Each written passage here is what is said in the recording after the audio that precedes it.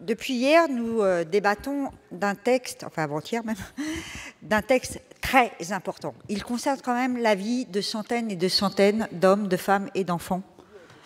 dans notre pays et qui sont en souffrance. Donc je considère qu'effectivement, le Sénat et sa majorité sénatoriale n'ont pas été à la hauteur de ce que contient ce texte et qui mérite effectivement un débat de nature très politique au sens noble du terme, je n'ai pas dit partisan, mais politique au sens noble du terme, et qu'effectivement les conditions ne sont pas créées pour qu'il y ait ce débat serein et de nature politique. La majorité sénatoriale en porte la responsabilité aujourd'hui. Donc, j'entends ce que le président de la commission des lois a bien voulu nous proposer. Je le regrette, d'autant que mon groupe, proportionnellement, est quand même relativement bien représenté depuis le début du débat sur ce texte. Nous avons essayé de créer les conditions qu'il y ait effectivement ce débat serein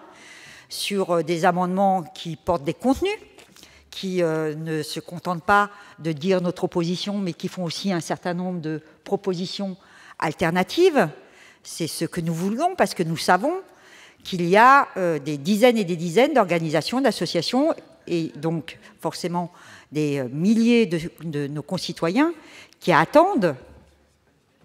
des éléments précis sur ce que notre pays est en capacité de proposer à tous ces hommes, ces enfants, à tous ces hommes, toutes ces femmes et tous ces enfants qui sont en souffrance. Donc moi, j'ai bien entendu les propositions de Monsieur le Président de la Commission des lois,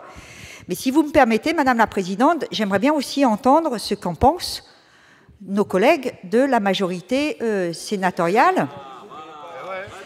qui sont là, bien évidemment, puisque, quelle que soit la décision que nous allons prendre, le point de départ est que nous ne pouvons pas avoir ce débat serein du fait de l'absence d'un très grand nombre d'entre eux sur ce débat qui les amène, eux, à déposer des scrutins publics. Donc j'aimerais, si vous le permettez, entendre la voix de nos collègues de la majorité sénatoriale.